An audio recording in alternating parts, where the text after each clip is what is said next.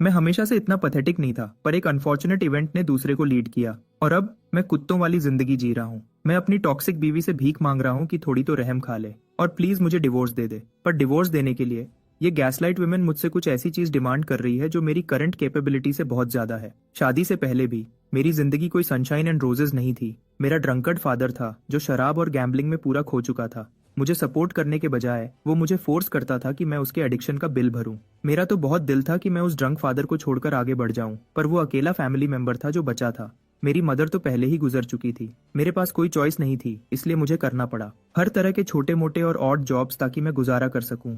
कभी कभी विश करता था कि काश मेरी किस्मत भी दूसरे लोगों जैसी अच्छी होती। फिर भी मैंने उम्मीद नहीं छोड़ी और इस भरोसे पे टिका रहा कि मेरा फादर किसी दिन सुधर जाएगा। मैंने तो एक बार उसको बड़ी अमाउंट में पैसे भी दिए थे, सिर्फ इसलिए क्योंकि उसको कोई क्रिप्टो करेंसी खरीदनी थी। पर वो अच्छा दिन जब मेरा फादर चेंज होता वो कभी नहीं आया और उसकी बुरी आदतों ने उसको मौत तक खींच लिया, मुझे अकेला छोड़कर। दुख तो बहुत हुआ कि दोनों पेरेंट्स को खो दिया, पर अंदर से थोड़ा सुकून भी मिला कि मैं फाइनली फ्री हूँ। जब मैं डैड की डेथ से रिकवर हुआ, मैंने एक नॉर्मल लाइफ जीना शुरू कर दिया। फास्ट फॉरवर्ड कुछ साल, अब मैं फाइनली अपनी टॉक्सिक बीवी से आजाद हूँ। एक दिन टीवी देखते हुए मैंने दो क्रिप्टो गुरुज को बिट्कॉइन नाम के नए कॉइन की तारीफ करते देखा, जिसकी वैल्यू एक्सपोनेंशियली एक्सप्लोड हो चुकी थी। सिर्फ थोड़े से टाइम में 2500 टाइम्स ऊपर चली गई थी। पता चला ये वही कॉइन था जिसमें मेरे फादर ने मरने से पहले मुझे इन्वेस्ट करने को कहा था। वेरीफाई करने के लिए मैंने तुरंत क्रिप्टो एक्सचेंज ऐप खोली और देखते ही होश उड़ गए जब मैंने देखा 25 बिलियन वन के बिट्कॉइन मेरे वॉलेट में पड़े हैं, रेडी टू स्पेंड। उस दिन से मैं ऑब्सेस्ड हो गया। हर छोटे से स्पाइक के लिए कॉन्स्टेंटली अपना वॉलेट चेक करता रहता हूँ। ऑनेस्टली यार, ये डिजिटल करेंसी जो किसी भी सेकंड गायब हो सकती है, इसने मुझे बिना बात की टेंशन दे रखी है। इसीलिए मैं रात रात भर जाग रहा हूँ। मैं पैनिक में चार्ट्स को घूर रहा था। कभी कॉइन ऊपर जाता था, कभी नीचे डिप होता था और ये पूरा एक्सपीरियंस बर्दाश्त करना मुश्किल हो गया था। ऐसे ही एक दिन मैं कैजुअल बाइक राइड करके घर आया, अपना वॉलेट खोला और चक्कर आते आते बचा। और पैसा लॉस होने की वजह से नहीं, बल्कि इसलिए क्योंकि मेरे कॉइन की वैल्यू ने और 20 मिलियन वन कमाए थे, जिससे मेरा पोर्टफोलियो सीधा 2 बिलियन वन तक शूट कर गया था। अगले कुछ दिनों में मैं वापस अपनी जॉब पे गया। रिसेंटली हमारी कंपनी अलग अलग फैसिलिटीज में सर्जिकल इक्विपमेंट की डेमो दे रही थी, जो हमने पिछले हफ्ते डिलीवर किया था। जो टीम बुसान गई थी वो अच्छा परफॉर्म नहीं कर रही थी, तो चेयरमैन चाहते थे कि कोई ज्यादा केपेबल बंदा जाए। अपनी थकी और स्लीपलेस आंखों के साथ मैंने ट्रिप के लिए वॉलंटियर करने के लिए हाथ उठा दिया। मैंने ये सीनियोरिटी के लिए नहीं किया, बल्कि इसलिए क्योंकि मुझे सही से नींद नहीं आई थी कितने टाइम से, और सोचा कि शायद ट्रिप से दिमाग थोड़ा क्लियर हो जाए। चेयरमैन मान गए, पर एक और आदमी को साथ भेजना चाहते थे। तभी हमारे ऑफिस की सबसे हॉट लड़की ने मेरे साथ जाने के लिए वॉलंटियर किया। तुम सोच रहे होगे कि मैं कितना लकी बास्टर्ड हूँ, और बिलीव मी, मेरे कोवर्कर्स भी यही सोच रहे थे। कुछ तो बेग भी कर रहे थे कि उन्हें मेरी जगह दे दो इस ट्रिप पे, पर चेयरमैन ने मना कर दिया क्योंकि सिर्फ 2 लोगों की जरूरत थी। बाय द वे, उसका नाम सुआ था। नाम की बात कर ही रहा हूँ, शायद मैं अपना इंट्रोडक्शन देना भूल गया। मेरा नाम किम है। आगे के दिनों में मुझे फाइनली उस ऑफिस ब्यूटी के साथ ट्रैवल करने का मौका मिला। रास्ते में उसने बताया कि जिस कार में हम थे वो उसकी थी। उसने पिछले साल अपने भाई से खरीदी थी। मुझे ये भी पता चला कि वो बुसान जाने के लिए सीरियसली एक्साइटेड थी, वर्क की वजह से नहीं, बल्कि क्योंकि वो उसका होम टाउन था। उसने कहा कि वो अक्सर आती थी, पर वर्कलोड की वजह से दूर रह रही थी। उसको थोड़ा फ्री टाइम में एंजॉय करते देखकर मुझे एक गहरी बात रियलाइज हुई। इस दुनिया में हर किसी की अपनी छोटी सी दुनिया होती है, जो उनके ड्रीम्स, एम्बिशंस और छोटी छोटी चीजों से बनती है, जो उन्हें सुकून देती है। इस बात ने मुझे सोचने पर मजबूर कर दिया कि मुझे किस तरह की दुनिया में जीना चाहिए। मेरी पॉकेट में इतना पैसा है, फिर भी मेरे दिल में बिल्कुल सुकून नहीं है। जैसे जैसे दिन ढलता गया, हमने थोड़ा रिलैक्स करने के लिए एक छोटा ब्रेक लिया। तभी उसने मुझे एक डिपार्टमेंट स्टोर चलने को कहा। उसने कहा कि अब जब हम बुसान में हैं तो शॉपिंग करनी है, और एक चीज भी थी जो वो मुझे बताना चाहती थी। उस वक्त मैंने ज्यादा सोचा नहीं या उसके इंटेंशंस पे क्वेश्चन नहीं किया, तो मैं तुरंत मान गया। पर उस दिन बाद में शॉपिंग करते वक्त मैंने कुछ अजीब नोटिस किया। अगर हम ऑनलाइन शॉपिंग करते तो चीजें कितनी सस्ती मिलती, तो हम यहाँ क्यों हैं? बातें और अजीब हो गईं जब उसने मुझे अपने लिए एक सूट चूज करने को कहा और बोला कि वो बिल पे करेगी। जब मैंने हैरानी से पूछा क्यों, तो वो पूरी तरह लाल हो गई और माना कि उसको एक फेवर चाहिए। मेरे जोर देने पर उसने आखिरकार कन्फेस किया। वो चाहती थी कि मैं उसके बॉयफ्रेंड बनने का नाटक करूं उसके पेरेंट्स के सामने। यार, मैं तो स्टंट रह गया। उसने आगे बताया कि उसके पेरेंट्स एक्सपेक्ट कर रहे थे कि वो रिलेशनशिप में हो, क्योंकि उसकी छोटी बहन तो पहले ही डेट कर रही थी। उस पल मेरी धड़कन तेज हो गई और मेरे पेट में तितलियां उड़ने लगीं। फाइनली मैं उसके पेरेंट्स से एक फैंसी रेस्टोरेंट में मिला। झूठ नहीं बोलूंगा, वो काफी तारीफ करने वाले लोग थे। बस बोले जा रहे थे कि उनकी बेटी कितनी परफेक्ट है। पर सच कहूँ, मैं भी क्लाउड 9 पे था, हर मोमेंट एंजॉय कर रहा था। मेरे जैसे डिवोर्स्ड गाय के लिए सिर्फ नाटक करना भी दिल की धड़कन को तेज कर देता है। चूंकि उसके पेरेंट्स को पता था कि हम एक ही कंपनी में काम करते हैं, तो नेचुरली उन्होंने पूछा कि हम इतने करीब कैसे आए। ऑफ कोर्स मुझे एक झूठी मूठी स्टोरी घड़नी पड़ी ताकि वो बात कन्विंसिंग लगे। सुआ के पेरेंट्स ने मुझे जिस तरह गर्मी से ट्रीट किया, उससे मुझे याद आई आखिरी बार जब मैं अपने रियल इन लॉज से बुरा मिला था। वो लोग भी अपनी बेटी की तरह ही घटिया थे। उनकी ठंडी और जालिम बातें आज भी मेरे दिमाग में रेंट फ्री घूमती हैं। लॉन्ग स्टोरी शॉर्ट, मैंने उन्हें जीतने की बहुत कोशिश की, पर वो टाइम खराब करना था। उसके कंपैरिजन में सुआ के पेरेंट्स तो इंसान के रूप में फरिश्ते लग रहे थे। पर शुक्र है मैं अब मैरिड आदमी नहीं हूँ। उस यादगार शाम के बाद उसके पेरेंट्स ने फाइनली विदा लेने का डिसाइड किया। उन्होंने प्यार से अपनी बेटी को कहा कि वो मेरे साथ अपनी डेट एंजॉय करे। चूंकि ये सब सिर्फ एक एक्ट था, सुआ तो बिल्कुल शर्मिंदा हो गई थी और इसी वजह से मुझे भी उतनी ही शर्म आ रही थी। मुझे लगता है कि मैं इनसिक्योर हूँ कि उसकी लेवल की लड़की मेरे आसपास हो। जब हम समुंदर किनारे अकेले थे, उसने मुझसे माफी मांगी कि वो मुझे एक ऐसे स्यापे में घसीट लाई जिसके लिए मैंने कभी हाँ नहीं कहा था। मीटअप के दौरान उसकी तेज नजरों ने मेरी घबराहट पकड़ ली थी और उसको शक था कि यह रोल प्ले मेरे बिछड़े हुए यादें ताजा कर रहा है। मैं सच में हैरान था कि वो मेरे डिवोर्स की चिंता कर रही थी, तो मैंने तुरंत उसको यकीन दिलाया कि वो मेरे बारे में परेशान न हो। इनफैक्ट मुझे उसके पेरेंट्स की कंपनी बहुत अच्छी लगी और वो फ्री का खाना जो मिला वो तो जैसे आइसिंग ऑन द केक था इस पूरे एक्सपीरियंस का। टॉपिक बदलने के लिए मैंने सजेस्ट किया कि वो मुझे यहाँ की जगह घुमाए क्योंकि मैं पहली बार बुसान आया था। मेरी इस अचानक रिक्वेस्ट ने यूज सोचने पर मजबूर कर दिया। मैं देख सकता था कि वो अपनी पूरी कोशिश कर रही थी कि परफेक्ट जगह ढूंढे जो मेरे टाइम को वर्थवाइल बना दे। आखिर में उसने एक फॉर्चून टेलिंग कैंप की तरफ इशारा किया, जिसको देखकर मैं पूरा हैरान रह गया क्योंकि मैं तो एक्सपेक्ट कर रहा था कि वो सिटी की कोई खास यादगार जगह दिखाएगी। फिर भी हम अंदर गए और जैसे कोई क्रिस्टल बॉल वाला फ्रॉडस्टर होता है, टेबल के पीछे बैठी उस बूढ़ी औरत ने अपनी बार्नम इफेक्ट टैक्टिक्स से सुआ को पूरी तरह फंसा लिया।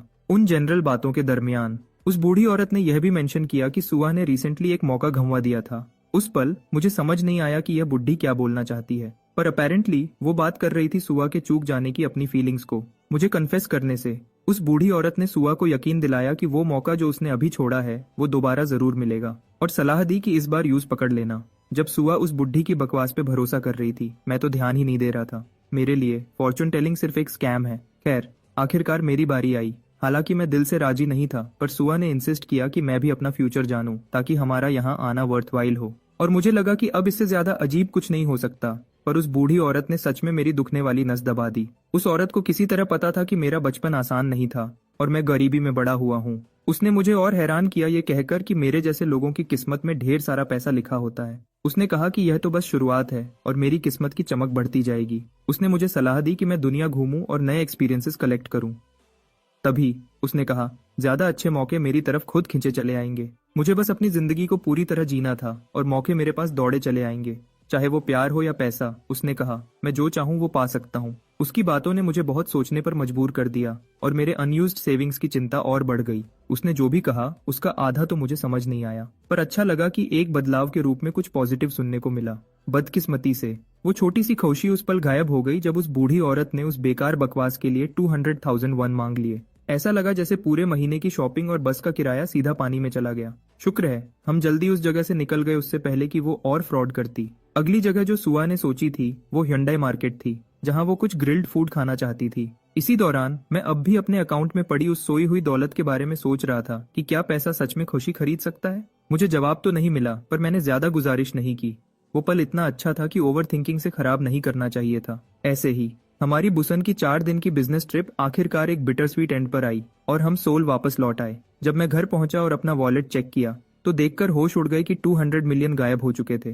पर अफसोस की भावना तुरंत हट गई जब मैंने सिर्फ 1 घंटे के अंदर 300 मिलियन वापस कमा लिए। फिर 100 मिलियन का और इंक्रीज हुआ। एक बार फिर मैं पूरा दिन स्क्रीन को घूर रहा था जैसे कोई दीवाना, चार्ट्स को ऊपर नीचे होते देखता रहा। आखिर में उसने एक फॉर्चून टेलिंग कैंप की तरफ इशारा किया, जिसको देखकर मैं पूरा हैरान रह गया क्योंकि मैं तो एक्सपेक्ट कर रहा था कि वो सिटी की कोई खास यादगार जगह दिखाएगी। फिर भी हम अंदर गए और जैसे कोई क्रिस्टल बॉल वाला फ्रॉडस्टर होता है, टेबल के पीछे बैठी उस बूढ़ी औरत ने अपनी बार्नम इफेक्ट टैक्टिक्स से सुआ को पूरी तरह फंसा लिया। उन जनरल बातों के दरमियान उस बूढ़ी औरत ने यह भी मेंशन किया कि सुआ ने रिसेंटली एक मौका गंवा दिया था। उस पल मुझे समझ नहीं आया कि यह बुढ़ी क्या बोलना चाहती है, पर अपेरेंटली वो बात कर रही थी सुआ के चूक जाने की अपनी फीलिंग्स को। मुझे कन्फेस करने से उस बूढ़ी औरत ने सुआ को यकीन दिलाया कि वो मौका जो उसने अभी छोड़ा है वो दोबारा जरूर मिलेगा और सलाह दी कि इस बार यूज पकड़ लेना। जब सुआ उस बुढ़ी की बकवास पे भरोसा कर रही थी, मैं तो ध्यान ही नहीं दे रहा था। मेरे लिए फॉर्चून टेलिंग सिर्फ एक स्कैम है। खैर, आखिरकार मेरी बारी आई। हालांकि मैं दिल से राजी नहीं था, पर सुआ ने इंसिस्ट किया कि मैं भी अपना फ्यूचर जानूं ताकि हमारा यहाँ आना वर्थवाइल हो। और मुझे लगा कि अब इससे ज्यादा अजीब कुछ नहीं हो सकता। पर उस बूढ़ी औरत ने सच में मेरी दुखने वाली नस दबा दी। उस औरत को किसी तरह पता था कि मेरा बचपन आसान नहीं था और मैं गरीबी में बड़ा हुआ हूँ। उसने मुझे और हैरान किया ये कहकर कि मेरे जैसे लोगों की किस्मत में ढेर सारा पैसा लिखा होता है। उसने कहा कि यह तो बस शुरुआत है और मेरी किस्मत की चमक बढ़ती जाएगी। उसने मुझे सलाह दी कि मैं दुनिया घूमूं और नए एक्सपीरियंसेस कलेक्ट करूं। तभी उसने कहा, ज्यादा अच्छे मौके मेरी तरफ खुद खींचे चले आएंगे। मुझे बस अपनी जिंदगी को पूरी तरह जीना था और मौके मेरे पास दौड़े चले आएंगे, चाहे वो प्यार हो या पैसा। उसने कहा, मैं जो चाहूं वो पा सकता हूं। उसकी बातों ने मुझे बहुत सोचने पर मजबूर कर दिया और मेरे अनयूज्ड सेविंग्स की चिंता और बढ़ गई।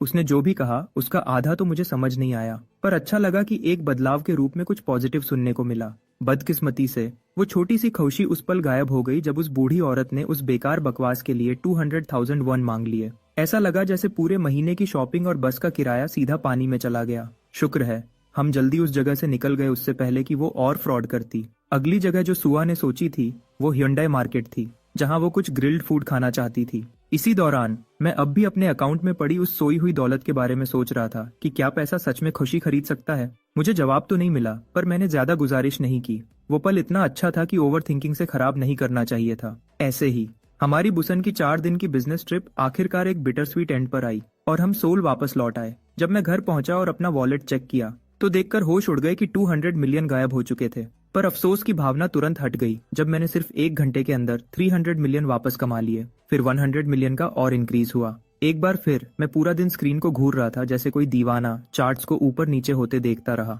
उन लोगों ने मेरी हिम्मत बढ़ाने की बहुत कोशिश की, मुझे यकीन दिलाया कि असली उछाल तो अभी शुरू ही नहीं हुआ है। उन्हें इतना कॉन्फिडेंस से कॉइन के बारे में बात करते सुनकर मैं फिर से डायलेमा में पड़ गया। क्या मुझे थोड़ा और होल्ड करना चाहिए? शायद मैं लालची हो रहा था, पर जो भी हो इसका फायदा बहुत बड़ा हुआ। अगले ही दिन बिटकॉइन में एक और हिस्टोरिक ब्रेकआउट हुआ। प्राइस दुगना से ज्यादा हो गया और यह वर्ल्ड वाइड सेंसेशन बन गया। इस बड़े हाइक के साथ मेरे पोर्टफोलियो में जबरदस्त एक्सपेंशन हुआ। अचानक मैं 100 बिलियन वन पर बैठा था और जैसे किसी भी नॉर्मल इंसान के साथ होता, मेरे होश उड़ गए और डर के मारे बुरा हाल हो गया और मेरा दिल ऐसा लगा कि वह अभी सीने से बाहर निकल जाएगा। जब मैंने किसी तरह अपने आप को शांत किया, मैंने एक समझदारी वाला फैसला लिया कि पैसे निकाल लूं और कहानी खत्म कर दूं। पर एक बार फिर लालच आगे आ गया और मुझे लटका कर चला गया। वह ग्रीड मेरे अंदर, ऐसा लगा जैसे उसने शक्ल ले ली हो। मेरे कान में फुसफुसा रहा था कि थोड़ा सा और रुके रहो। पर फिर मुझे एक बात समझ आई, शायद यह मेरे फादर की मेहनत का फल था, वही आदमी जिसने एक बार मुझसे पैसे उधार मांगे थे। इस सोच के साथ मुझे अच्छी तरह पता था कि अब क्या करना है। मैं उस स्ट्रगल के फल को ऐसे ही जाया नहीं होने दे सकता था। अगले दिन सुआ ने ऑफिस में मेरी कमी नोटिस की। सबसे पहले उसके दिमाग में यह ख्याल आया कि शायद मैं किसी और बिजनेस ट्रिप पर चला गया हूँ। जब उसने मेरे कोवर्कर्स से यह कंफर्म करना चाहा, तो उसे पता चला कि मैं तो पर्सनल डे ऑफ पर था। नेचुरली यह सुनकर वह कंफ्यूज हो गई।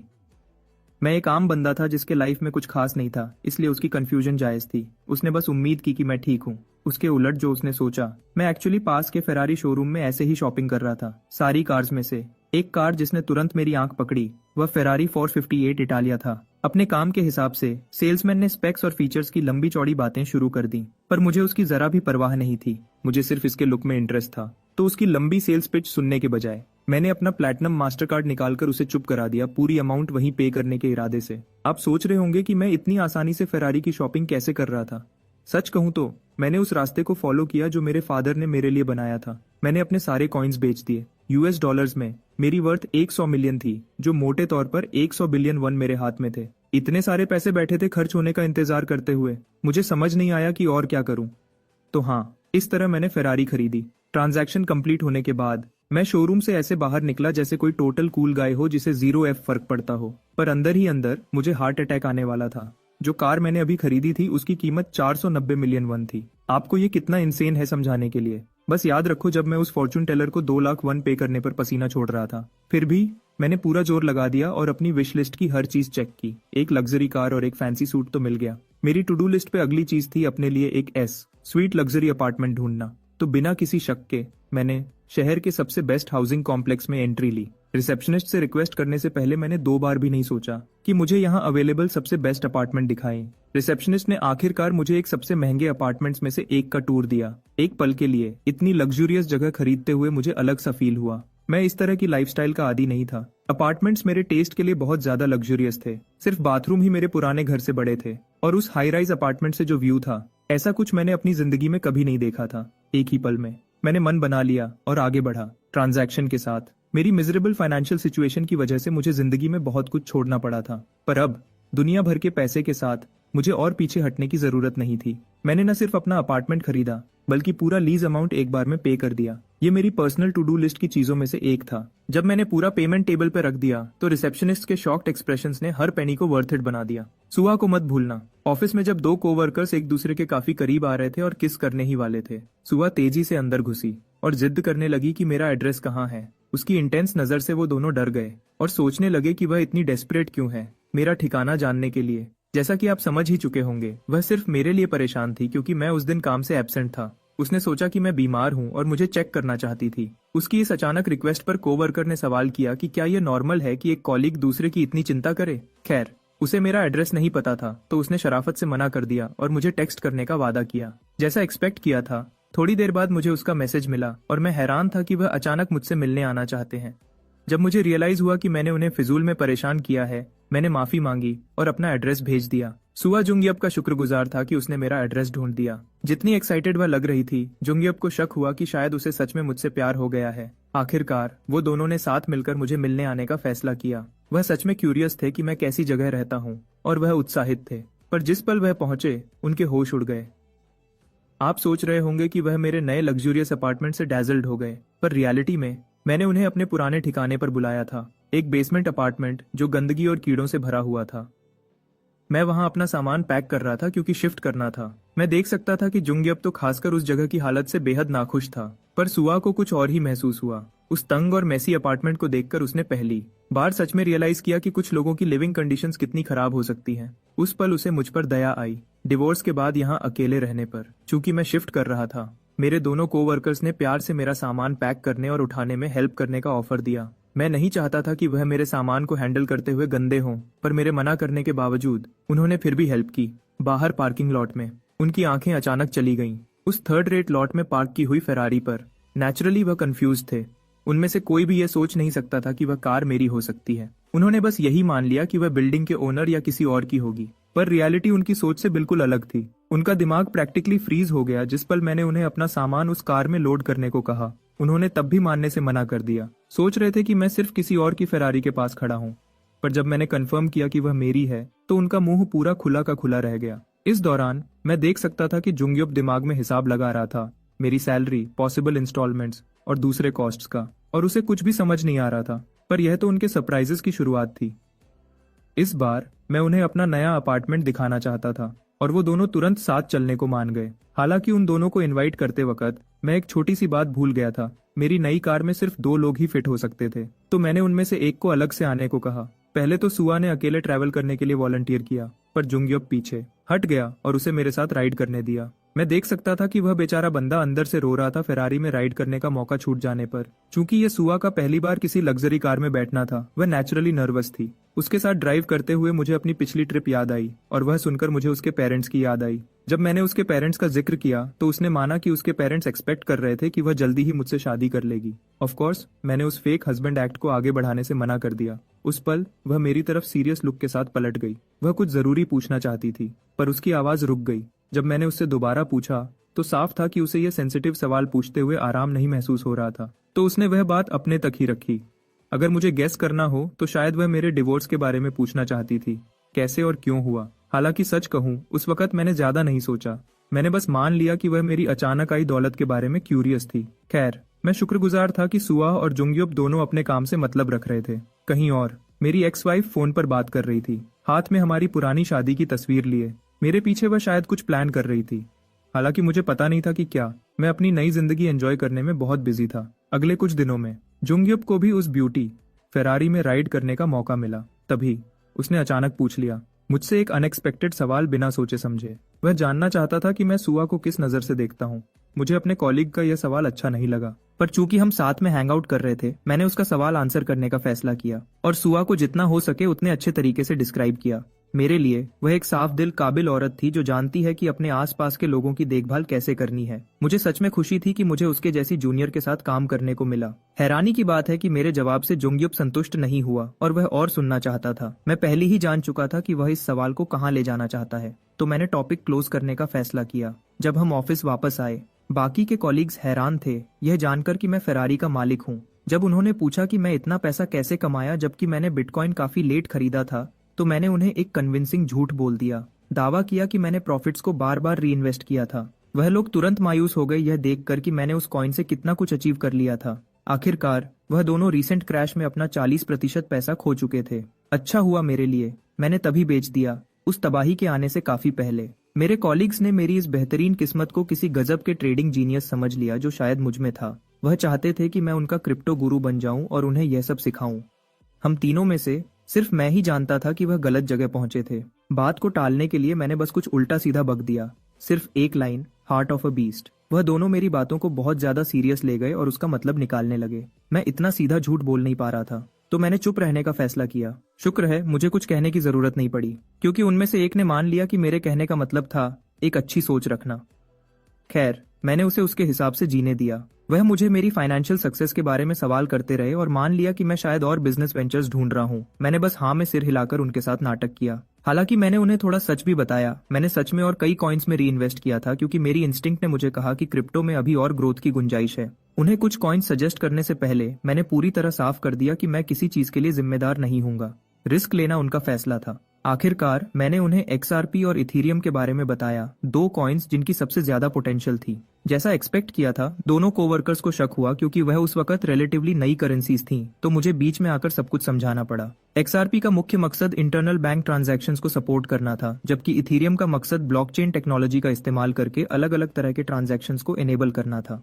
ऑफ कोर्स ये प्राइस इंक्रीज की गारंटी नहीं देता था, पर दूसरे कॉइन्स के मुकाबले ये दोनों अपने रिलेटिवली लो रिस्क की वजह से बहुत सारे इन्वेस्टर्स का ध्यान जरूर खींचेंगे। वह लोग सच में हैरान थे कि मेरे पास इतना अनकॉमन गहरा नॉलेज है, पर यह इतना सरप्राइजिंग नहीं होना चाहिए था। आखिरकार मैंने अपनी पूरी दौलत दांव पर लगाई थी। जब मैं अपनी सो कॉल्ड नॉलेज का प्रदर्शन कर रहा था, सुआ रेस्टरूम में फ्रेश हो रही थी। उसका दिमाग ज्यादातर काम में व्यस्त था। हालांकि अगली चीज जो उसके दिमाग में थी वह मैं था। फिर कुछ लड़कियां रेस्टरूम में उसके साथ आईं, जो मेरी रिसेंटली खरीदी हुई फेरारी के बारे में गॉसिपिंग कर रही थीं। चूंकि वह मान नहीं सकती थी कि मेरे पास सच में इतनी दौलत है, अफवाह फैलने लगी कि मैंने कार उधार के पैसे से खरीदी है और अब कर्ज में डूबा हुआ हूँ। सिर्फ यही नहीं, गंदी अफवाहें भी थीं कि मैं गैम्बलिंग और शराब की आदत में पड़ गया हूँ। जैसे ही वह लड़कियां मेरे बारे में झूठ फैलाती रहीं, सुआ चुपचाप सुनती रही जब तक कि उस पल उसका सब्र टूट गया। मेरा नाम साफ करने के लिए उसने उन्हें कन्फ्रंट किया और पूछा कि अफवाहें किसने शुरू की हैं। थोड़ी देर बाद कोई जाना पहचाना ऑफिस में आया और तुरंत सबका ध्यान उस पर गया।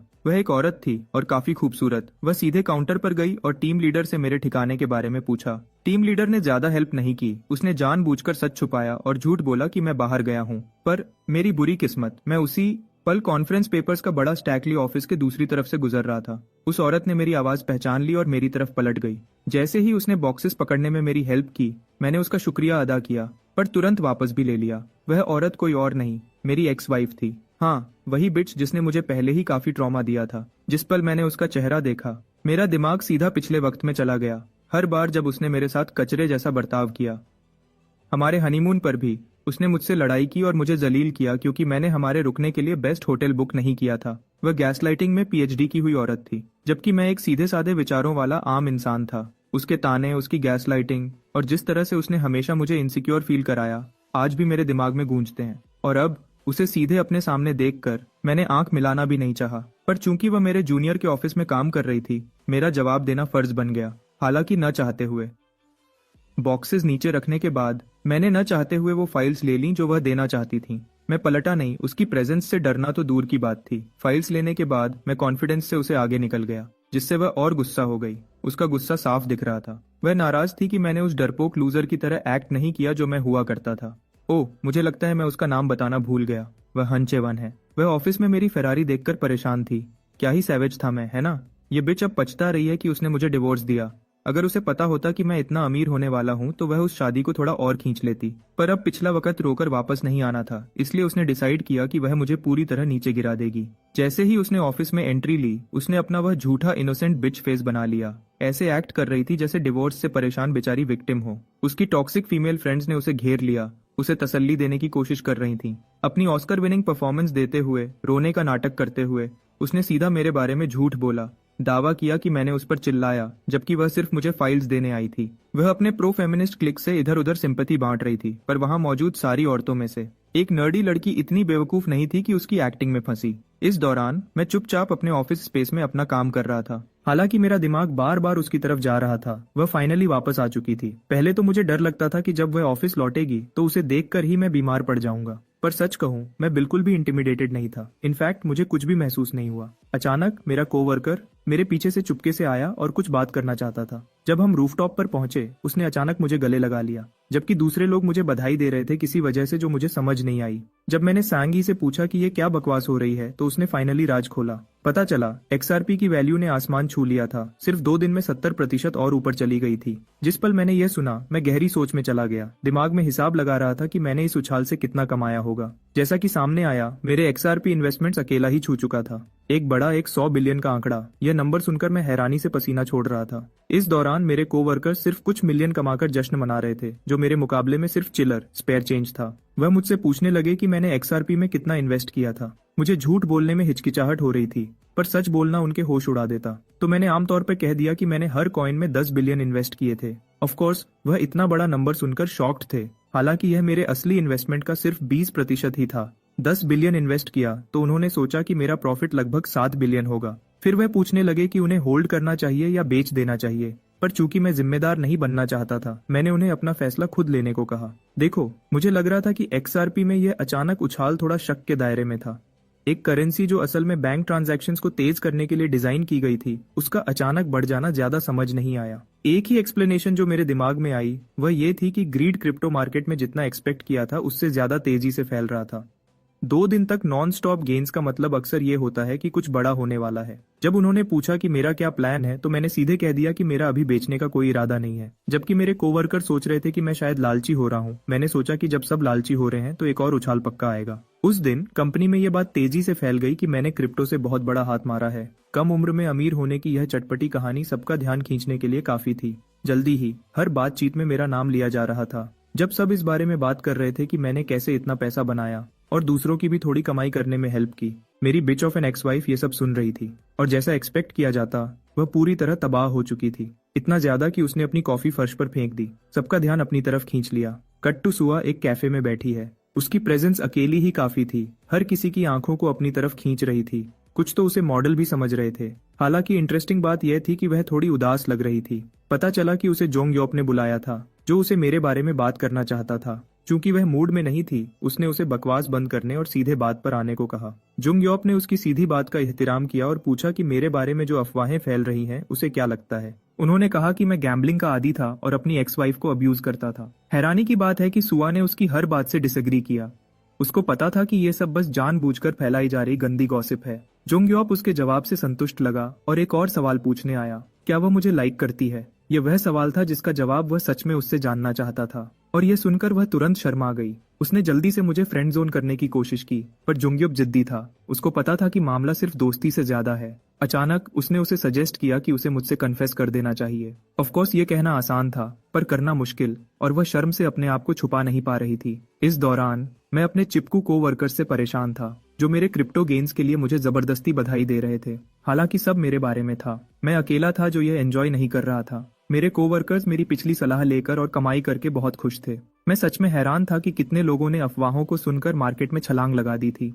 और सरप्राइजिंगली उनका डिसीजन गलत नहीं था। उन्होंने तो एक्चुअली गोल्ड स्ट्रक कर दिया था। प्राइसेस कुछ ही डेज में नियरली डबलिंग हो गए थे। इसकी वजह से मुझे way too much unwanted attention और अफेक्शन मिल रहा था। वो कन्विंस थे कि मेरे इनिशियल 2 बिलियन इन्वेस्टमेंट से मैं 10 बिलियन वन से ज्यादा पर सिटिंग होऊंगा। पर ट्रूथ उनके इमेजिनेशन से फार बियॉन्ड थी और मेरी एसेट्स 578 बिलियन तक पहुंच चुकी थी। जरा सोचो, इतना पैसा कि मैं चाहूं तो एक पूरी कंपनी खरीद सकता हूं। मैं हमेशा जानता था कि XRP और इथीरियम में पोटेंशियल है, पर मैंने कभी सोचा नहीं था कि ये ऐसे एक्सप्लोड हो जाएगा। अब तो ऑफिस की हॉटीज भी मुझे क्रिप्टो की ट्यूटर बनाने और सॉलिड इन्वेस्टमेंट टिप्स देने को कह रही हैं। पर मुझे XRP और इथीरियम प्राइसेस की इस अचानक तेजी पर शक था, इसलिए मैंने उन्हें इन्वेस्ट करने की सलाह नहीं दी। जब कोई चीज बहुत तेजी से ऊपर जाती है तो उतनी ही तेजी से नीचे भी गिर जाती है। वह चिक्स मेरे पास इतना कुछ है सुनकर काफी इंप्रेस हो रही थी, पर एक ही इंसान था जो इस अटेंशन को एंजॉय नहीं कर रहा था, मेरी एक्स वाइफ। उसको जेलसी होने लगी थी। जेलस थी कि सबका ध्यान मुझे मिल रहा था। एक आदमी जिसे उसने कभी एक बेचारा बेवकूफ समझा था, उसके लिए यह सब बर्दाश्त करना बहुत मुश्किल था।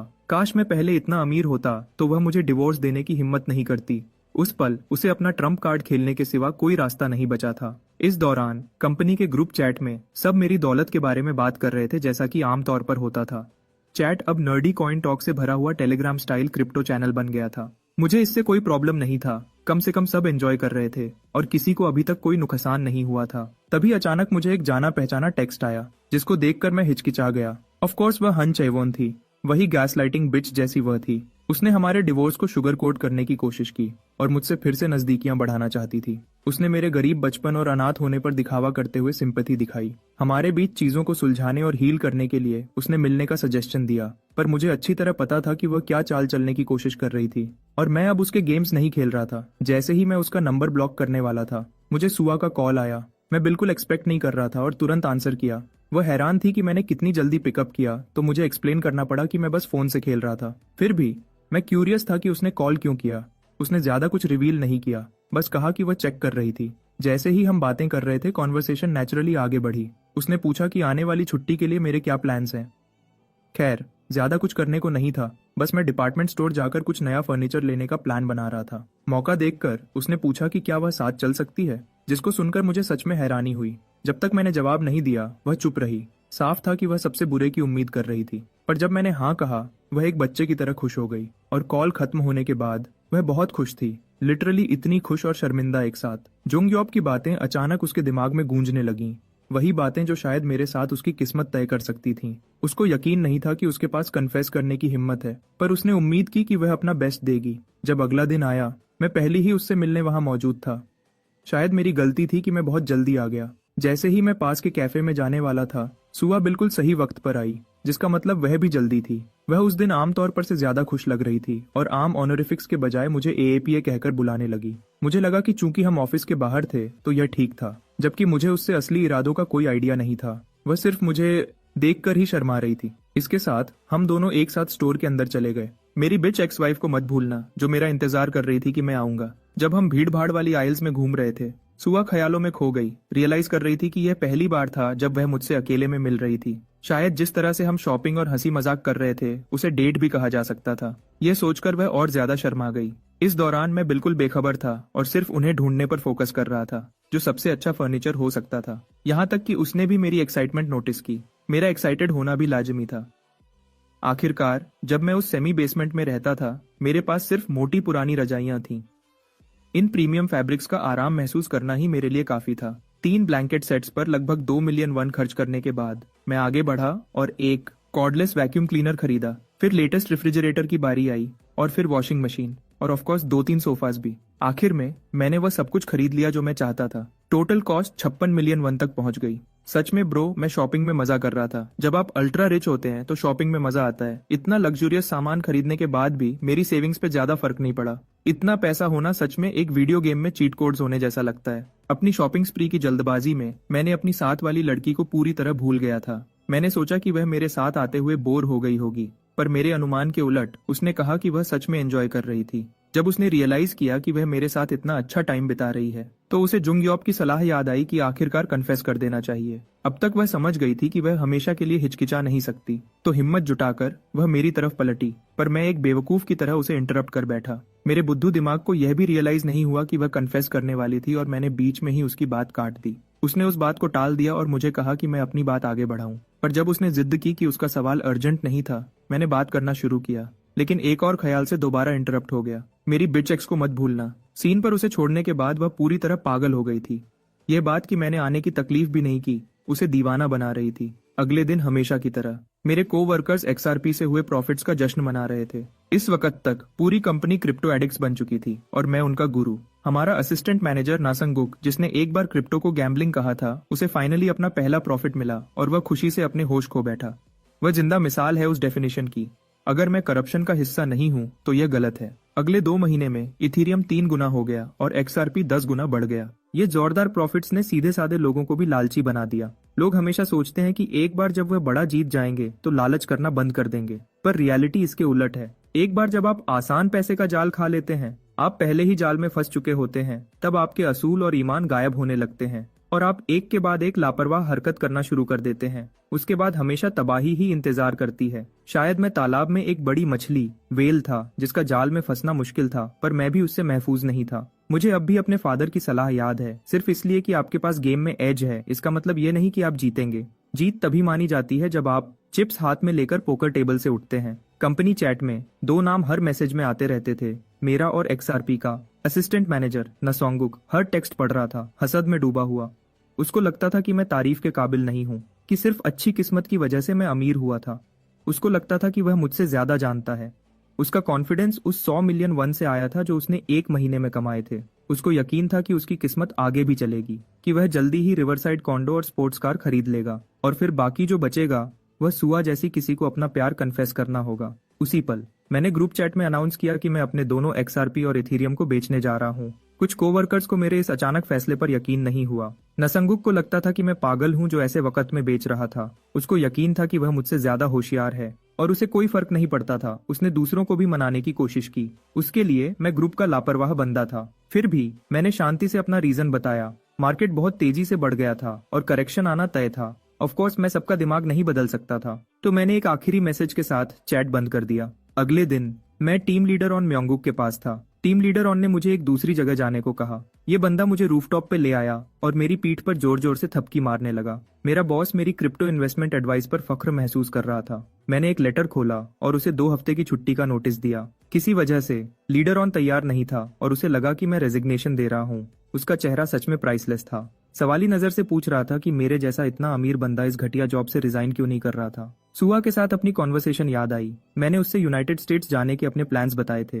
बात यह थी कि मेरे पास एक्सपीरियंस और नॉलेज की कमी थी और मुझे उससे जल्दी ठीक करना था। दिलचस्प बात यह थी कि सुआ की जुबान से शब्द नहीं निकल पाए। वह शायद भूल गई थी कि उसे क्या कहना था और सिर्फ मुझे सेफ ट्रिप की विश की। टीम लीडर ऑन ने आसानी से मेरी छुट्टी का नोटिस अप्रूव कर दिया, पर मैं एक मुश्किल सिचुएशन में था और उससे सलाह मांगी।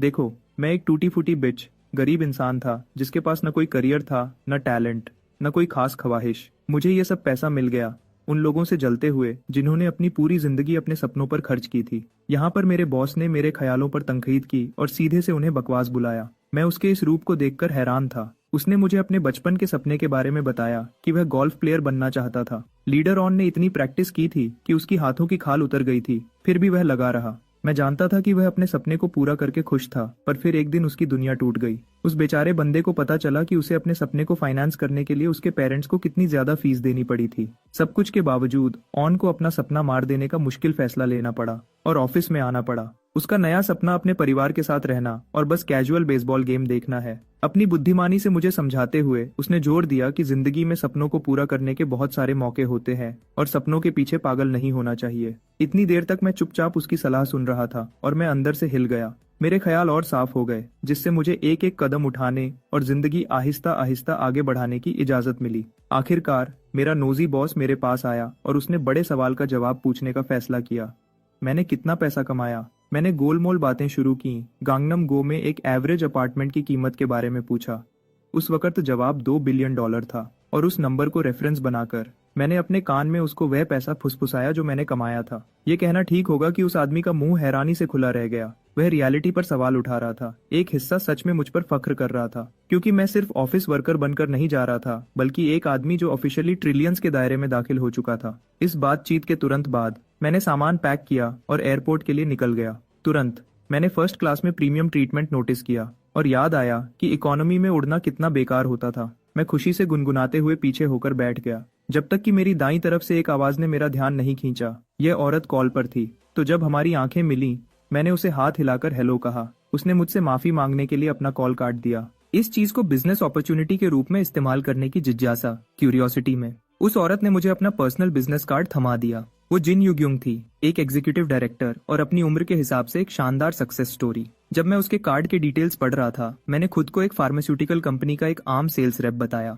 मैं उसके चेहरे पर शौक और हैरानी देख सकता था कि मेरे जैसा एवरेज जो यहाँ फर्स्ट क्लास में कैसे उड़ रहा है। मैंने आगे कहा कि मैं आजकल ज्यादातर इन्वेस्टमेंट्स में काम करता हूँ, पर सच कहूँ तो भूल जाओ उसे। मेरे सामने एक खूबसूरत मुंह में पानी ला देने वाला स्टेक रखा था जो मेरा सारा ध्यान खींच रहा था। मैंने एक बाइट लेकर काम शुरू किया और हर बाइट कितना जूसी था उसका झटका महसूस हुआ। मैं आखिरकार समझने लगा था कि फर्स्ट क्लास सच में कैसा लगता है। इस दौरान युग्युंग ध्यान से मुझे देख रही थी। वो पहले ही अंदाजा लगा चुकी थी कि यह मेरा फर्स्ट क्लास में पहला बार है। इत्तेफाक से हमारी आंखें मिलीं और मैंने उसकी एलिगेंट पोस्चर की तारीफ की। ये डिस्क्राइब करते हुए कि छुरी उसके हाथ में कितनी नेचुरल लग रही थी, मैंने उसे हिचकिचा दिया और वो पीछे मुड़ गई। उस तारीफ को सुनकर वो सच में बहुत खुश हुई। थोड़ी देर बाद युगयुंग ने मुझे अपनी कंपनी का नया कार कमर्शियल कॉन्सेप्ट दिखाया। मैं पूरी तरह हैरान था क्योंकि ये मॉडल यूएस मार्केट को टारगेट करने वाला था। अचानक उसने मुझसे पूछा कि आजकल मैं कौन सी गाड़ी चलाता हूँ।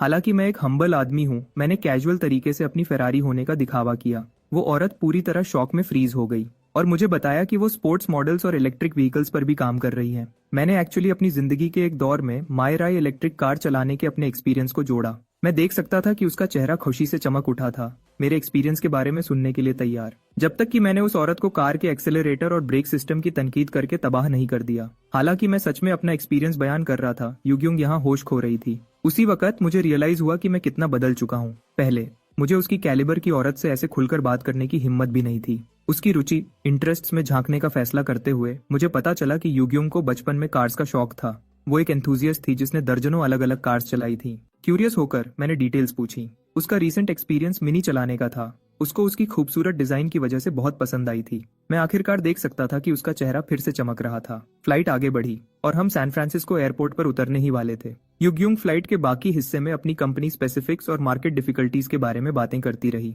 उस औरत ने तब तक मेरा मूड और इंटरेस्ट दोनों खत्म कर दिया था। उस यापर के बगल में बैठना एक टॉर्चर था। आखिरकार हम लैंड हो गए। उसने मुझसे हैंडशेक किया और कोरिया में मिलने की होप जताई। उसके घंटों की चैटर झेलने के बाद मैं आखिरकार उस टॉर्चरस फ्लाइट से निकल गया। और तो और मुझे अफसोस हुआ कि मैंने बोलने की जहमत ही क्यों की थी। एयरपोर्ट से बाहर निकलते हुए मैंने सैन फ्रांसिस्को में इस डाइवर्स एक्सपीरियंस का वेलकम किया। मेरा स्टेट्स आने का ड्रीम आखिर रियलिटी बन गया था। जो शख्स मेरा वेलकम कर रहा था उसने मेरा नाम पुकारा। ये मायोंगवू था, मेरा पुराना दोस्त। हम कॉलेज में साथ में एक सेमी बेसमेंट में रहते थे और बहुत टफ टाइम देखा था।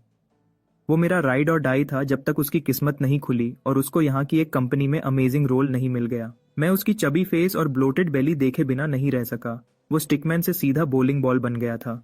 मेरा दोस्त मायोंगवू ने खाने के लिए बोला, लेकिन वो मुझे रेस्टोरेंट ले जाने के बजाय उसने मुझे अमेरिका's फाइनेस्ट मील्स, एक बर्गर्स मिलवाया। जब यह सब हो रहा था, मेरी शिटी एक्स वाइफ मुझे इतने टाइम से इग्नोर करने की वजह से चुपचाप सफर कर रही थी। चेवोन अपने दोस्तों के साथ बैठी थी और बता रही थी कि मैं यूएस ट्रिप पे चला गया। इस बात से वो कितनी गुस्सा है। उसने तो गैम्बलिंग एडिक्शन की झूठी कहानी बना डाली और मुझे वायलेंट मैन, चीटर और तो और स्कमबैग तक कह दिया। चेवोन को पता नहीं था कि उसको अभी रियलिटी चेक मिलने वाला है उस baddest bitch on the block से। इस औरत ने उसको अच्छे से औकात दिखा दी, याद दिलाया कि अब जब वो दोनों अलग हैं तो उसको परेशान नहीं होना चाहिए। टीम लीडर चॉइस ओहाये उसकी रैंट सुनकर थक चुकी थी और अब तक चुप थी, लेकिन इस औरत को मेरे बारे में लगातार गलत बातें करते देखकर उसको शौक लगा, खासकर जब सब जानते थे कि मैं उसकी स्टोरीज से बिल्कुल अलग हूँ। मेरी एक्स वाइफ को सोहाये से रियलिटी चेक मिला, जिसने ब्लंटली और फ्रैंकली उसके गुस्से को जेलसी का एक्ट कह दिया। मेरी एक्स वाइफ ये सब सह नहीं सकी और उठकर चली गई, टीम लीडर की हार्श वर्ड्स की कंप्लेन करते हुए। बाथरूम में मेरी साइकोटिक एक्स वाइफ सोहाये के बारे में अपनी फ्रस्ट्रेशन निकाल रही थी,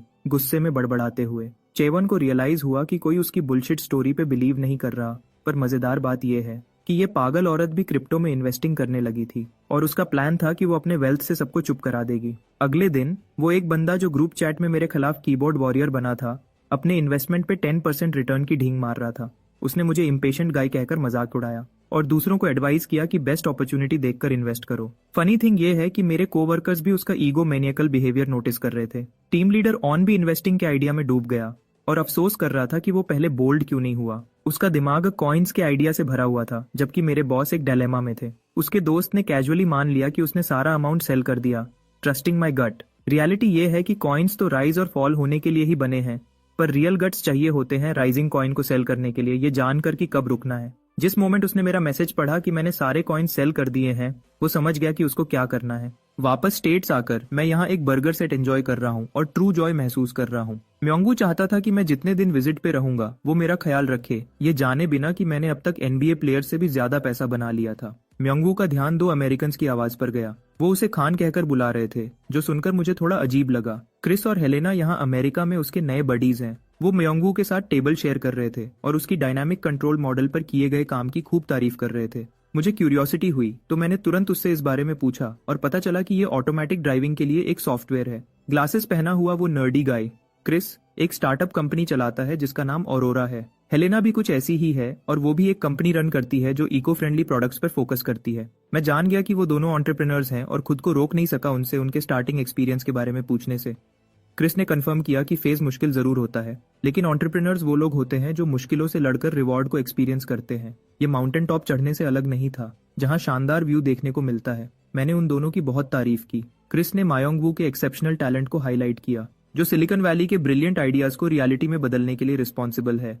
उसकी programming skills one of a kind है, भले ही वो बर्गर एडिक्शन का शिकार है। मैं वहां बैठकर अमेजिंग लोगों की कंपनी एंजॉय कर रहा था। मुझे रियलाइज हुआ कि ट्रिप पर पैसा खर्च करना वर्थ इट था। उस रात खान मुझे अपने घर ले गया। सैन फ्रांसिस्को के कॉम्पिटिटिव लैंडस्केप की वजह से ये छोटी सी जगह भी यहाँ बहुत महंगी है। उसने आते ही मुझे एक बियर पकड़ाई और असली सवाल पूछने शुरू कर दिए। जानना चाहता था कि मैं यहाँ तक कैसे पहुंचा। कई बियर कैंस पीने के बाद मैंने उसे डिवोर्स के बारे में सब कुछ एक्सप्लेन किया। मेरा लॉन्ग टाइम होमी ये सुनकर बहुत खुश हुआ कि चेवोन मेरी लाइफ से बाहर हो गई है। उसको सच्ची खुशी हुई कि मुझे क्रिप्टो में सैल्वेशन, राहत मिली। यूएस में बहुत लोगों को ऐसी ही किस्मत मिली और मुझे पता चला कि उनमें से कुछ लोगों ने तो अपना खुद का कॉइन भी बना लिया। ये मेरे लिए एक नया आइडिया था जिसने मुझे चौंका दिया, लेकिन बिट्कॉइन के इन्फ्लुएंस की वजह से ये सही लगा। क्रिएशन के एक्ट से इंस्पायर होकर मैंने मायोंग वू के सामने एक जबरदस्त आइडिया रखा, एक नई कंपनी शुरू करने की ख्वाहिश। मेरा होमी को लगा कि मैंने ज्यादा बियर पी ली है और मैं सही सोच नहीं रहा, लेकिन मैं डेड सीरियस था और एंटरप्रेन्योर्स के अप्रोच से इंस्पायर था।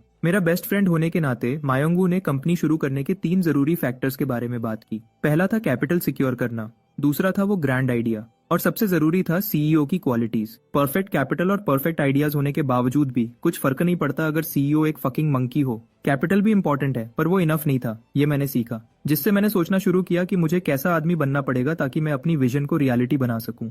मैं डोजन्स अलग अलग क्वालिटीज के बारे में सोचने लगा। मेरे फ्रेंड ने बोला कि स्टार्टअप्स इन्वेस्टमेंट से बहुत ज्यादा मुश्किल होते हैं और मुझे ये आइडिया ड्रॉप करने को बोला, पर मैं फिनिश नहीं हुआ था और कंपनी में इन्वेस्ट करने के स्पेसिफिक्स के बारे में पूछा। अगले दिन मैं क्रिस के सामने बैठा, उसको ग्रेट इंटरेस्ट दिखाते हुए कि मैं उसकी कंपनी में इन्वेस्ट करना चाहता हूँ। पता नहीं क्यों उसने एक्सपेक्ट नहीं किया था कि ये कॉन्वर्सेशन बर्गर प्लेस पे होगी। इस बंदे को इम्प्रेस करने के लिए मैंने अपना फैंसी रिसर्च निकाला जो मैंने उसकी कंपनी औरोरा पे किया था। मैंने अपवर्ड ट्रेंड और कोरियन कॉन्ग्लोमरेट्स का उसकी कंपनी में इंटरेस्ट देखा। इसका मतलब था कि क्रिस की कंपनी बहुत ऊंचा उड़ने वाली थी। क्रिस को इंटरेस्ट नहीं आया जब तक मैंने उसको एक और हिट पीस ऑफ इन्फॉर्मेशन से शॉक नहीं कर दिया जो उनकी एक इन्वेस्टमेंट कंपनी के खिलाफ बैटल के बारे में थी। मैंने उस सैवी एंटरप्रेन्योर को असली वैल्यू की चीज ऑफर की। मैंने कीन इंटरेस्ट दिखाया पार्टनरशिप में, सिर्फ इन्वेस्टमेंट में नहीं। इनफैक्ट मैं $500,000 देने को तैयार था, सिर्फ 10% इक्विटी के लिए एज अ पार्टनर। मेरा प्रपोजल सुनकर क्रिस ने डॉक्यूमेंट्स चेक करने का डिसाइड किया। उसने $700,000 का ऑफर देकर फाइट बैक किया, जो मेरे प्रपोज्ड ऑफर से बहुत ज्यादा था। मेरे बडी ने भी उसके इस आउटरेजस और सडन इंक्रीज पे कॉल आउट किया, पर मेरे पास एक बेहतर आइडिया था। मैंने काउंटर किया स्टैगरिंग $900,000 का 20% के लिए, जिससे क्रिस शॉक हो गया। म्योंगवू ने क्रिस की स्टिकी सिचुएशन समझाई, जो फिलहाल अपनी इन्वेस्टमेंट कंपनी से डील करने में ह्यूज ट्रबल फेस कर रहा था और कैपिटल की कमी थी। मेरे बडी ने एम्फसाइज किया कि मैं क्रिस के लिए वो सारा रिस्क रिमूव कर दूंगा और इक्विटी के बदले मैं औरोरा के गोल्स में कभी इंटरफियर नहीं करूंगा। म्योंगवू की फितरत ने एक बर्गर खाने की एनालॉजी देने का डिसाइड किया वर्सेस डबल चीज बर्गर खाने की। इस सैलिवेटिंग आइडिया ने क्रिस को टेम्प्ट किया और इवेंचुअली वो मान गया। वो मेरे साथ सक्सेसफुल डील स्कोर कर गया और मैं ऑफिशियली रोरिस का पार्टनर बन गया। मैं उस मीटिंग के बाद बहुत खुश था। अगर मेरा इन्वेस्टमेंट फेल भी हो जाता तो भी मुझे सीखने के लिए ग्रेट एक्सपीरियंस मिलता। फिर से मेरे दिमाग में सिर्फ म्योंगवू का अगली फेस ही आ रहा था, क्योंकि ये बंदा ही सिंगल हैंडेडली रिस्पॉन्सिबल था मुझे बैकअप करने के लिए। एक अच्छे दोस्त की तरह मैं उसकी हेल्प का एहसान चुकाना चाहता था, इसलिए उसकी एडवाइस मांगी। मैंने उससे और कंपनीज रिकमेंड करने को कहा ताकि मैं इन्वेस्ट करना और एंजॉय कर सकूं। भले ही मैं यहाँ वेकेशन पे आया था, पर मैं ये सोचे बिना नहीं रह पाया कि मेरे फ्रेंड्स ऑफिस में कैसे हैंडल कर रहे होंगे। औरोरा के साथ मेरी डील की न्यूज पब्लिक हो गई और बाकी सारे इन्वेस्टमेंट प्रपोजल्स रिजेक्ट कर दिए गए, यू यंग की कंपनी के भी। औरोरा के साथ साथ मेटवेव ने भी उनको रिजेक्ट कर दिया, एक इंडिविजुअल के एक्सचेंज में। इस पॉइंट तक यूग्योंग को समझ ही नहीं आ रहा था कि क्या हो रहा है। एक अकेले बंदे का मल्टीपल स्टार्टअप्स में इन्वेस्ट करना और कंपनी वाइड डील्स चुरा लेना उसको शॉक कर गया। यूग्यांग की कंपनी के लिए ये दोनों तरफ से लॉस था, जिससे उसको समझ आया कि वो यहाँ किसी एवरेज जो से डील नहीं कर रहे, बल्कि वो मेरे बारे में हर एक छोटी इन्फॉर्मेशन चाहती थी ताकि वो शेयर्स चुरा सके। अपनी इंडस्ट्री में उसकी कनिंग एक्सपीरियंस होने के बावजूद भी वो मेरे सडन मूव्स को कंसिडर नहीं कर पाई। यूग्योंग मुझे ढूंढने के लिए हेल बेंट थी, चाहे कुछ भी हो जाए। और फिर शुरू हुआ। क्रिप्टो में एक्सपो के एम्पायर की वही फ्लरिश अब गिरने लगी और मेरे हर एक कॉलीग ने उस Reddit dwelling sewer red keyboard warrior को उसकी बिट्रेयल के लिए कन्फ्रंट किया। उन्होंने उस पर भरोसा किया और 20 मिलियन वन तुरंत खो दिए। शायद सबसे स्वीटेस्ट जस्टिस मेरी शिटी एक्स वाइफ चेविन को मिला, जिसने भी अपना सब कुछ खो दिया था। नया रूप लेकर उस बास्टर्ड ने ऐसे एक्ट किया जैसे वो लोग बेवकूफ थे जो उस पर रिलाई कर रहे थे। ऐसे थोड़ी था कि उसने उनकी सर पर बंदूक रखी थी इन्वेस्ट करने के लिए। पर ट्रस्ट मी, ये सोचा जा सकने वाला सबसे शिटिएस्ट रिस्पॉन्स था और मेरे कोवर्कर्स का गुस्सा होना बिल्कुल जायज था। इस टर्मोइल के बीच लोगों को एहसास होने लगा कि उस वक्त मेरी एडवाइस पर भरोसा करना कितना क्रूशल था। अगर वो ऐसा करते तो कम से कम अपना प्रिंसिपल अमाउंट तो सिक्योर कर लेते। मेरे कोवर्कर्स सोच रहे होंगे कि मैं अब तक क्या कर रहा हूँ। सच बताऊं तो मैं एक जानलेवा सिचुएशन में था। हाथ में गन लिए मैं बेरहमी से अपने टारगेट्स को शॉट कर रहा था। मेरा पार्टनर म्योंग वू मेरे साथ ही था। जब तक मैंने उसकी बॉडी जमीन पे नहीं देखी वो खत्म हो गया था। जब मैं डिस्ट्रैक्ट हो गया था किसी ने मुझे पीछे से शूट कर दिया और मेरी लाइफ एंड हो गई। फिर प्लेयर ने एक मीली वेपन निकाला, पर वो और कुछ नहीं, बस एक बेवकूफों वाला फ्राइंग पैन था। ब्रो ने सोचा कि वो पबजी में है और हमारे सर तोड़ना शुरू कर दिया। गेम में हमारी बेइज्जती कर दी। रियलिटी ये है कि हम सिर्फ एक ऑनलाइन गेम खेल रहे थे और चिकन डिनर सिक्योर नहीं कर पाए। रिवेंज मैच की ऑब्सेशन हमें एक और गेम में ले गई। याद है जब मैंने अपने इस बड़ी का एहसान चुकाने की बात की थी, तो उसके होमी होने के नाते मैंने इस बंदे को एक जबरदस्त नया घर दिला दिया। लेकिन म्योंग वू को गिफ्ट लेने का आइडिया पसंद नहीं आया। ब्रो हर चीज हार्डकोर रिफ्यूज कर रहा था जब तक उसने उस घर में कैजुअली रखा हुआ वो मैग्निफिसेंट गेमिंग पीसी नहीं देखा। वहां हर तरह के कंसोल्स थे। ये ऐसी जगह थी जिसको एक आदमी का अल्टीमेट ड्रीम बोल सकते हैं। हम दोनों ने साथ रहने का एग्री कर लिया। अपने गेमिंग सेशन के दौरान मैंने उसको बैकपैकिंग में अपने इंटरेस्ट के बारे में बताया। मैं यहाँ 2 वीक्स के लिए आया था, पर टीम लीडर ऑन से अपना स्टे एक्सटेंड करने की रिक्वेस्ट की। अचानक उसके दिमाग में एक आइडिया बर्स्ट हुआ और उसने मुझसे एक फेवर मांगा। पहले तो मुझे लगा वो भी टैग अलोंग करना चाहता है, पर लगता है उसके प्लान्स कुछ और थे। तो हम निकल पड़े बस राइड पकड़कर। जब एक गॉर्जियस ब्लॉन्ड लेडी मेरे शोल्डर पे सो रही थी, मैं तो बस एक सिंपल ट्रिप चाहता था। पर इस लेडी, देखो यार, मेरा ये डम्ब एज बेस्ट फ्रेंड चाहता था कि एली साथ चले। वो उसकी कोई अक्वेंटेंस थी और मुझे उसके ज्वाइन करने से ज्यादा माइंड नहीं था, पर मैं उसके बारे में और जानना चाहता था। पता चला कि वो गर्ल बस एक सिंपल ग्रेजुएट है और इस तरह मैं उसके साथ बस में स्ट्रैंडेड रह गया। सच कहूं तो मैं अपने नाइटमेयर में इतना लॉस्ट था कि उसकी आवाज में अपना नाम सुन भी नहीं पाया। एली एक्साइटमेंट से रोर कर उठी क्योंकि एट लास्ट हम फाइनली लॉस एंजलिस पहुंच चुके थे। उस स्टनिंग यंग लेडी ने अपनी लुक्स से सबको पैरालाइज कर दिया। हम दोनों असल में यहाँ फर्स्ट टाइम आए थे, पर लगता था एली मुझसे बहुत ज्यादा एक्साइटेड थी। उसको जरा भी वरीड फील नहीं हो रहा था। सोचो तो, वो एक रैंडम गाय के साथ ट्रिप पे जा रही है और दुनिया में किसी चीज से नहीं डरती।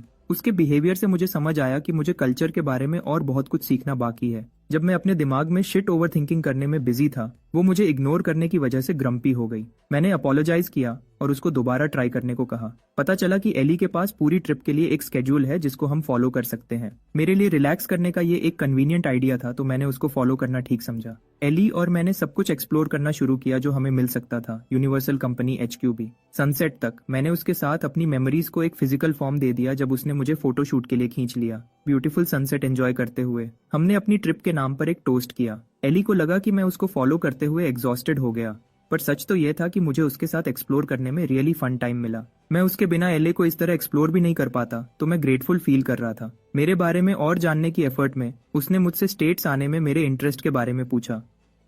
मैंने सिंपल रखा और बताया कि मैं एक डिफरेंट कल्चर के बारे में क्यूरियस था। फिर मैंने उससे वही क्वेश्चन पूछा। पता चला कि वो फ्रेश ग्रेजुएट अपनी प्रोफेशनल करियर शुरू करने से पहले फ्रेश एयर लेना चाहती थी। उस ब्रिलियंट यंग वुमन ने वॉल स्ट्रीट पर जॉब सिक्योर कर ली थी और जानती थी कि उसकी लाइफ बिजी होने वाली है। उसकी ये अकॉम्प्लिशमेंट सुनकर मेरा जॉ ड्रॉप्ड हो गया। एली का सबसे बड़ा ड्रीम है कि वो अपने सेक्टर में एक ह्यूज बिजनेस डील सिक्योर करे ताकि वर्ल्ड उसको याद रखे। हम दोनों के लिए एक और ड्रिंक पोर करते हुए मैंने उसकी एंडेवर्स में बेस्ट विशेस देने के लिए सेकंड टोस्ट ऑफर किया। मैंने इसमें अपनी खुद की एम्बिशंस की सक्सेस को भी शामिल किया। हम दोनों ने सोचा कि एक दिन हम क्रॉस पाथ्स करेंगे और साथ में बिजनेस करेंगे। रात होते होते हमने अपने रहने के लिए एक हॉस्टल रूम सिक्योर कर लिया। लकीली और सरप्राइजिंगली भी हमारे रूम में हम दोनों के अलावा कोई नहीं था। एली अपने बेड पे बैठ गई। पूरी 5 स्टार मील जैसी लग रही थी और उसने मुझसे कहा कि कितना अच्छा है कि हम अकेले हैं। ये कहना कि मैं ब्रिक्ड अप हो गया था एक अंडरस्टेटमेंट होगा, और मैंने जल्दी से उससे बोला कि ऐसी जोक्स मत किया कर। उसने टीजिंग करना बंद कर दिया और उसके थोड़ी देर बाद हम दोनों सो गए। पर मैं रेस्टलेस था यार, बिल्कुल भी सो नहीं पाया। जिस तरह उसने इतनी कैजुअली हमारे स्मैशिंग का इम्प्लाई किया, वो मेरे बिंगो कार्ड्स में नहीं था। मेरी वर्जिन एस तो ऑलमोस्ट उसका ऑफर रिफ्यूज नहीं कर पाई थी, लेकिन ऐसा करता तो मेरा बैड नेम हो जाता। तब मुझे रियलाइज हुआ कि अब से मुझे अपनी थर्ड लेग का ख्याल रखना पड़ेगा। अगली रात हमने फुल ऑन एंजॉय किया जितना हम कर सकते थे। जैसी वो गॉर्जियस लगती है। एली एक स्मोकिंग सेक्सी स्विमसूट पहनकर आई। मुझ पर लीन डाउन होकर उसने टीजिंगली सजेस्ट किया कि चलो नाइस स्विम के लिए चलते हैं।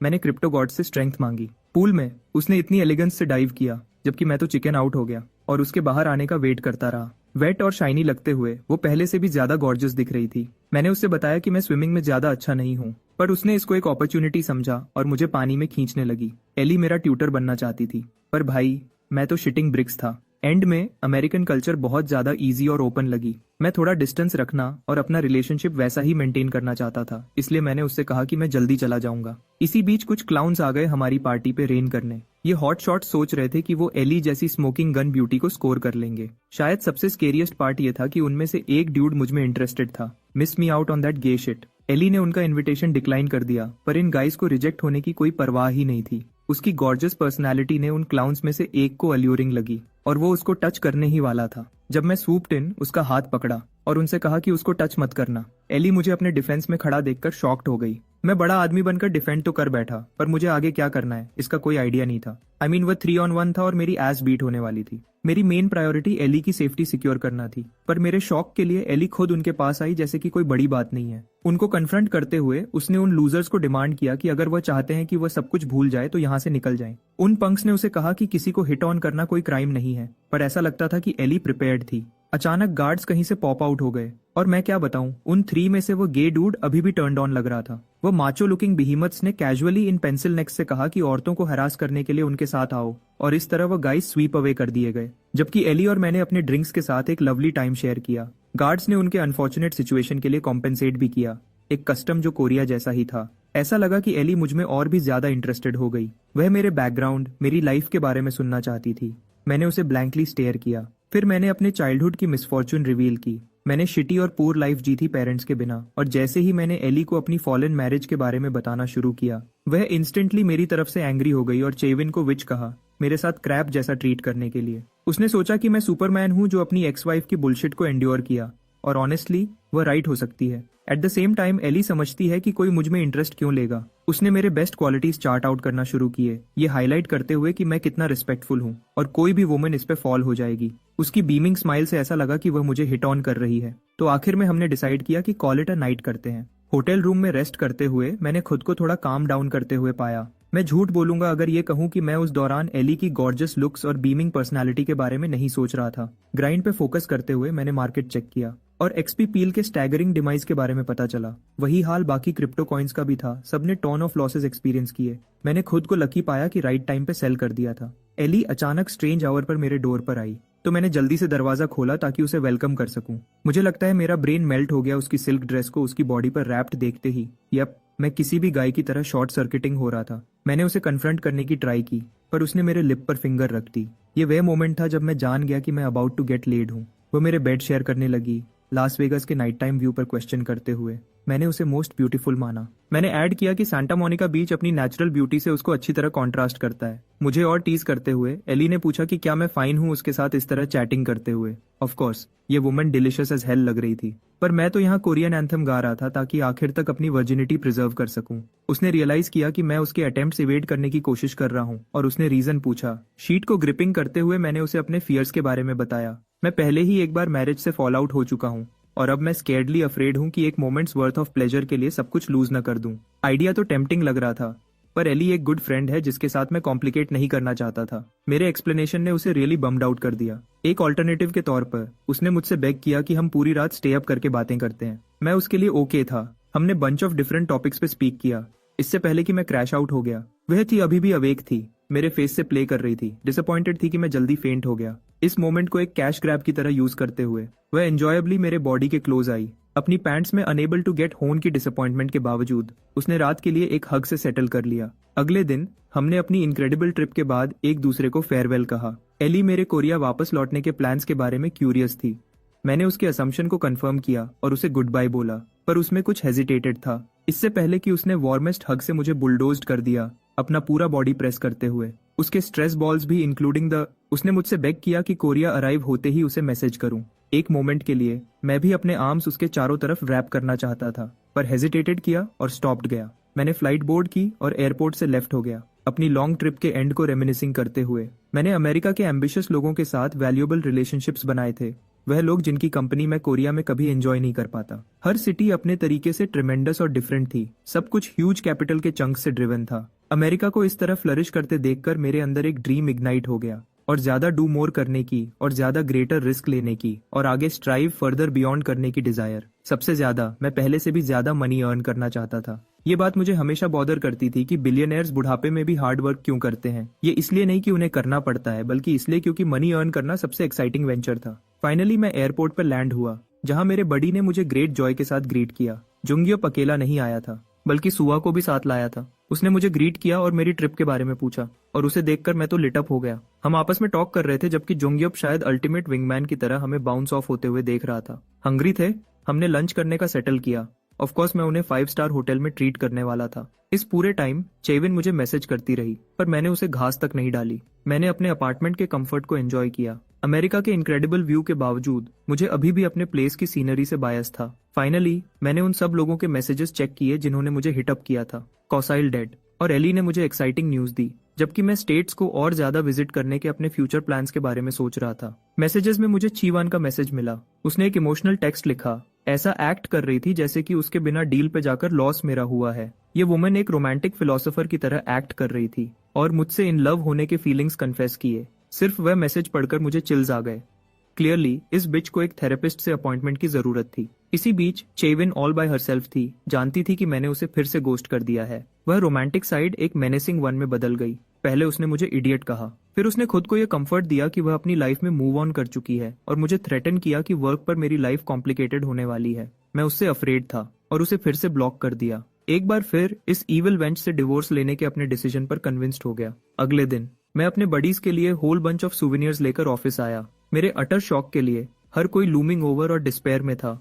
एक्साइटमेंट का कोई हिंट नहीं था। मेरे कुछ बडीज ने मुझे ग्रीट किया। वह लोग जिन्होंने मेरी एडवाइस मानी थी, उन्होंने प्रॉफिट बनाया और राइट टाइम पे क्रिप्टो से पुल आउट कर लिया था। उससे मुझे रियलाइज हुआ कि ये लोग ज़ॉम्बीज की तरह एक्ट क्यों कर रहे थे। असिस्टेंट नासंगुक की शिटी एडवाइस की वजह से उन्होंने अ शिट टन खो दिया था। 95% क्रैश एक्सपीरियंस करना आसान नहीं होता। फिर मैंने अपने टीम लीडर्स को देखा, जिन्होंने मुझे इतनी जल्दी वेलकम न करने पर टीज किया। मीटिंग रूम में मैंने उन्हें 2 एक्सपेंसिव वॉचेस दी, जिससे उनके वेरी हैंड्स ट्रेम्बल करने लगे ऑ में। दोनों रोलेक्स थे, मेरे ग्रेटिट्यूड का जेस्चर उन लीडर्स के लिए जिन्होंने मेरे न्यूबी डेज से मुझे सपोर्ट किया था। टीम लीडर ऑन इतना बड़ा गिफ्ट रिसीव नहीं कर पा रहा था। दोनों ने मुझे थैंक किया, पर वॉच तुरंत रिटर्न करना चाहते थे। मैंने उन्हें अश्योर्ड किया कि प्राइस तो मेरे वॉलेट को स्क्रैच तक नहीं करता, इसलिए वह ले सकते हैं। तभी मुझे शॉकिंगली डिस्कवर हुआ कि मेरे मनी लूज करने की रूमर्स फैली हुई हैं। कोई क्रेजी क्लाउन मेरे ऑफिस में सबसे झूठ बोला था। इस पर्सन की आइडेंटिटी पॉन्डर करते हुए मैं रूफटॉप पे खड़ा था। पर्सन इन क्वेश्चन आया। वह स्लीजबॉल बास्टर्ड संगुक था। मुझे मनी लूज करने पर फेक सिंपैथी दे रहा था। मैंने फिगर आउट किया कि उसकी अगली एस बस मुझ पे स्टेप ऑन करने का चांस चाहती थी। सुंगुक का सुपीरियोरिटी कॉम्प्लेक्स हमेशा क्लियर रहा है डे 1 से। उससे सिर्फ अपनी प्राइड की परवाह है। वही है जिसने मेरी डेली लाइफ मिजरेबल बना दी थी। उसने मुझे अपने कंडोलेंसेज ऑफर किए, एक शिटी स्माइल देते हुए, और मुझे अलाउ किया कि मैं अपने सपोज्ड लॉसेस के बारे में ओपन अप करूं। नेचुरली मैंने डिलिबरेटली बेट ले ली। फर्स्ट ऑफ मैंने ऐसा एक्ट किया जैसे मैं उस पर फेवर कर रहा हूं, सब कुछ रिवील करके। उससे बेग किया कि सब कुछ हमारे बीच सीक्रेट रखे। मैं देख सकता था कि इस बास्टर्ड का फेस खुशी से लाइट अप हो गया एट द न्यूज। फिर मैंने उसे शॉक किया, अनाउंस करते हुए कि क्रिप्टो से 10 बिलियन कमाने के बावजूद मेरे पास बैरली 10 मिलियन बचे हैं। ब्रदर एक ऑस्कर विनिंग एक्टर में टर्न हो गया, मुझे कंडोलेंसेज ऑफर करते हुए। मैं जानता था कि इस गाय का लाउड माउथ है, और मैं चाहता था कि वह ये फॉल्स न्यूज और ज्यादा स्प्रेड करे। लाइट क्लॉकवर्क की तरह ये न्यूज वायरल हो गई। इस गाय ने spilled the tea to everyone, exact words use करते हुए जो मैंने यूज किए थे। लोगों को ये न्यूज एक्सेप्ट करना डिफिकल्ट लगा। ये देखते हुए कि मैं अभी अमेरिका से आया था, ज्यादातर लोग मुझसे डिसअपॉइंटेड हो गए। जबकि संगुक, वह स्लीजी कॉकरोच, यूफोरिया फील कर रहा था। वह मुझे फॉल होते हुए देखना चाहता था। उसकी प्राइड मुझे उससे आउट परफॉर्म करते हुए टेक नहीं कर सकती थी। ब्रो मुझे एक वर्म की तरह ट्रीट करता था, जो हमेशा उसके बिलो ही सिट करेगा। जबकि संगुक मुझे फिर से ह्यूमिलिएट करने के लिए अपने नेक्स्ट स्टेज का वेट कर रहा था। एक मैन बिल्डिंग में आया, सबको एक सडन कंपनी डिनर के लिए इन्वाइट करते हुए। संगुक ने ऑप्टेड आउट किया, इससे पहले कि उसने सुना कि डिनर में एक हाई एंड बीफ रेस्टोरेंट शामिल होगा। उसका माउथ सैलिवेटेड हुआ, और नेक्स्ट थिंग जो उसने जाना, वह और बाकी लोग प्रीमियम रेस्टोरेंट में वेलकम किए गए। मेरे कॉलीग्स स्टूपिफाइड थे, क्वेश्चनिंग कर रहे थे कि कोई ऐसी एक्सपेंसिव प्लेस को अफोर्ड कैसे कर सकता है। जैसा कि संगुक का धम्मा था, वह जानता था कि यह ऐसी जगह नहीं है जिसको कोई अफोर्ड कर सके, नॉट अनलेस ये डायरेक्टर्स के बीच की मीटिंग हो। उससे वह यह वंडर करने लगा कि कहीं कंपनी का सीईओ तो नहीं आने वाला। और उसके शॉक के लिए संगुक ने मुझे उसी जगह अराइव होते हुए देखा। वह यह स्टॉमक नहीं कर पा रहा था कि मैं टीम लीडर्स के साथ एंजॉय कर रहा हूं, और उसने प्लान किया कि सबके सामने मुझे ह्यूमिलिएट करेगा। फर्स्ट ऑफ मैंने सबका अटेंशन स्टील कर लिया, उन्हें वेलकम करते हुए। स्टेज सेट थी। मैंने अपने फ्रेंड्स को बताया कि मैं रिटर्न होने के बाद उन्हें एक प्रॉपर डिनर से थैंक करना चाहता हूँ, उन्हें यह फ्रीडम देते हुए कि वह जितना चाहे खा सकते हैं। संगुक की रियलिटी बिलियन पीसेस में शैटर हो गई। मैंने एक्सपर्टली गैसलाइट किया था, ऐसा एक्ट करके कि मैंने अपनी पूरी फॉर्चून लूज कर दी और फिर ये मूव पुल करके उसका दिमाग और ज्यादा ब्रेक कर दिया। बाकी लोग भी डिस्कस करने लगे, जानते हुए कि अगर मैं ब्रोक होता तो ऐसा लैविश डिनर पुल ऑफ कभी नहीं कर पाता। इसके बजाय उन्होंने फॉल्स इन्फॉर्मेशन के लिए संगुक को ब्लेम किया। उसकी प्राइड फिर से हर्ट हुई तो वह एंगर में खड़ा हो गया। दोनों टीम लीडर्स ने मेरे लिए वाउच किया, सुंगुक को अश्योर किया कि मैं ऐसी फॉर्चून कभी लूज नहीं कर सकता। पर वह कॉन्फिडेंशियल इन्फॉर्मेशन रिवील करने और उसके डिमाइज की न्यूज स्प्रेड करने के उसके बिहेवियर से डीपली डिसगस्टेड थे। मैंने उस रात को वहीं पकड़ा जहां मैं चाहता था। शैडोज से बाहर आकर मैंने उसे कन्फ्रंट किया और संगुक को बीफ एंजॉय करने की अलाउंस दी। मेरा ओल्ड सेल्फ उसकी बुलशिट इग्नोर कर देता क्योंकि ये रूमर्स जो उसने मेरे बारे में स्प्रेड किए थे रियलिटी से ज्यादा फार ऑफ नहीं थे। पर नो वे इन हेल अब मैं वह बिहेवियर टॉलरेट करने वाला था। अपने वर्ड्स से उसे स्वीट पॉइजन फीड करते हुए मैंने संगुक को अश्योर्ड किया कि यह डिनर स्पेशली उसके लिए प्रिपेयर किया गया था। जहां मैं अब हूं, नो वन मुझ पर स्टेप ऑन नहीं करने वाला एवर अगेन।